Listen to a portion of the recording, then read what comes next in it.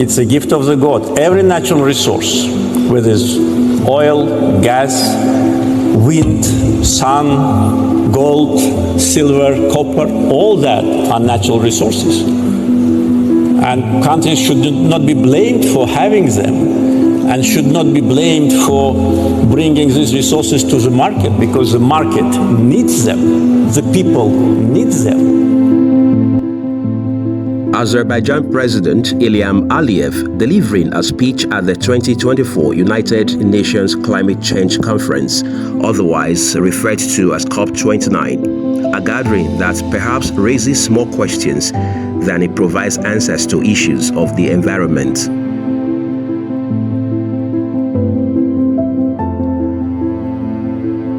Beyond COP29, however, Nigeria is facing its own peculiar issue regarding climate change back at home, data and its importance.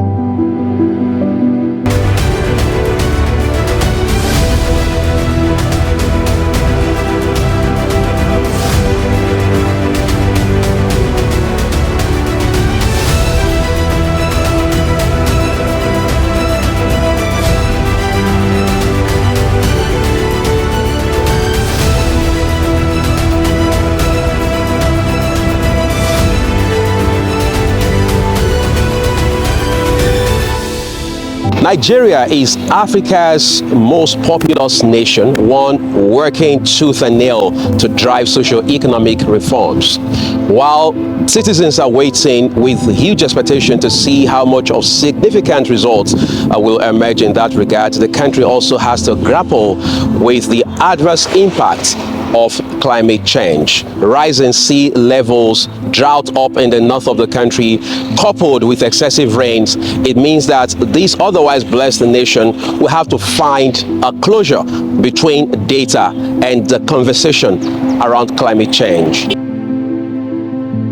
Average annual temperature in Nigeria has been projected to swing between 1.1 and 2.5 degrees Celsius by 2060.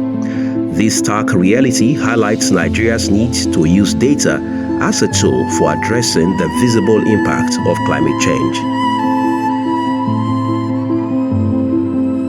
Timothy Ogenye is Senior Climate Policy Analyst at Society for Planet and Prosperity and a Research Fellow at the Center for Climate Change and Development at Alex Ekwueme University in Ebonyi State.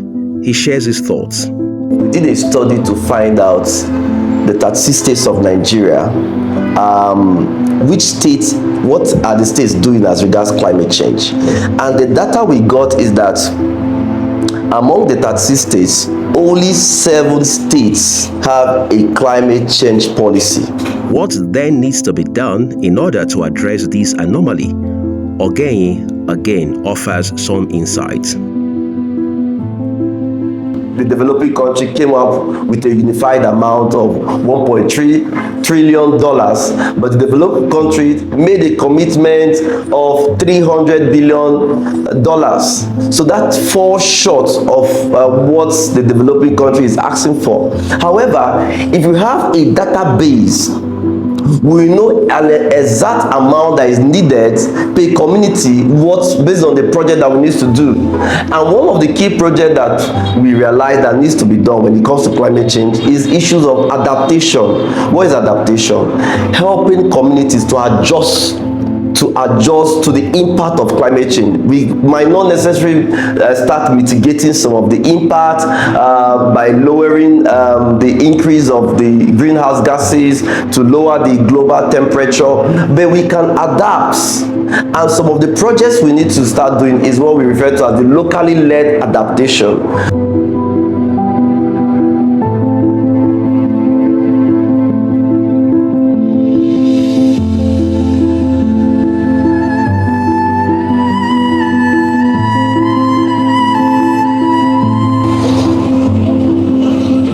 Following the deliberations that held at the COP29 in Baku, Azerbaijan, Many of the pundits who follow developments around climate change now say that this particular event, unlike the ones before it, is a game changer for the environment. However, the issues around funding and the scientific aspects of this conversation will also pose their peculiar challenges in the days, weeks, months, and years ahead. Uyi Agmofregbe reporting for Global Television News.